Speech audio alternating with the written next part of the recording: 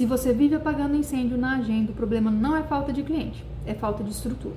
Atendimentos em cima da hora, cliente desmarcando de última hora, dias vazios intercalados com dias caóticos. Isso desgasta, desorganiza e sabota o seu crescimento. O que falta não é talento para você, o que falta é um plano de ação.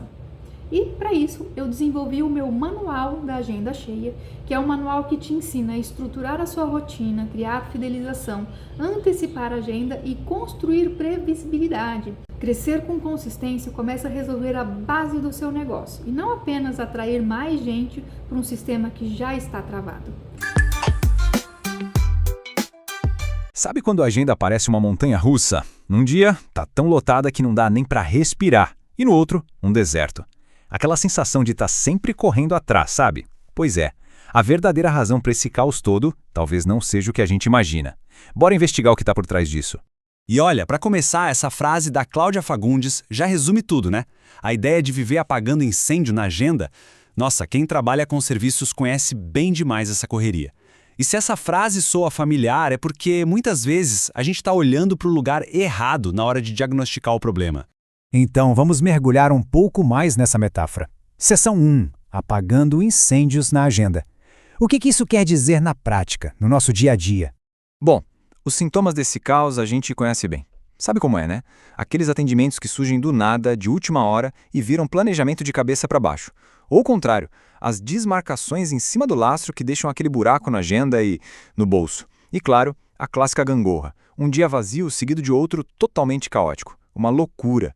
No fim das contas, o que sobra é uma desorganização que não acaba mais e que, na real, acaba sabotando qualquer chance de um crescimento de verdade, um crescimento que se sustente.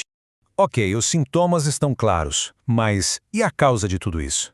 É aqui que a gente começa a virar o jogo. Vamos para a seção 2, o real problema. E aqui está o pulo do gato, a grande virada de chave desta análise. A gente tende a pensar que a causa é óbvia, né? O problema é a falta de clientes. A gente pensa, se eu tivesse mais gente, meus problemas estariam resolvidos. Só que não é bem assim. A causa real, aquela que está escondida, é outra. É a falta de estrutura.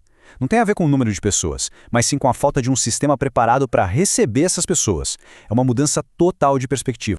E essa frase aqui fecha a ideia com chave de ouro. Não é que falta talento, não é que falta saber fazer o trabalho bem feito. O que falta mesmo é um plano de ação. Porque, vamos combinar, de que adianta ter um talento incrível se não existe um sistema por trás para organizar tudo isso? Para transformar essa habilidade num negócio que funciona de verdade, que é previsível. Certo. Então, se o problema é a falta de um plano, qual é a solução? Bom, é disso que a gente vai falar agora. Seção 3. Uma estrutura para o crescimento. A solução que se apresenta é o que chamam de método 6C da beleza lucrativa.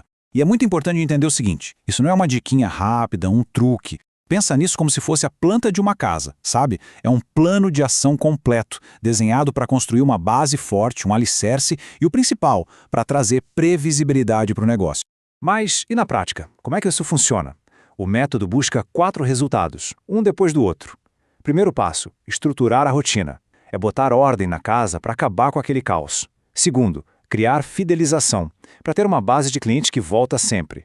Terceiro, conseguir antecipar a agenda, ou seja, ter mais controle sobre o futuro. E qual é o resultado de tudo isso junto? O quarto passo, construir previsibilidade, tanto financeira quanto de organização.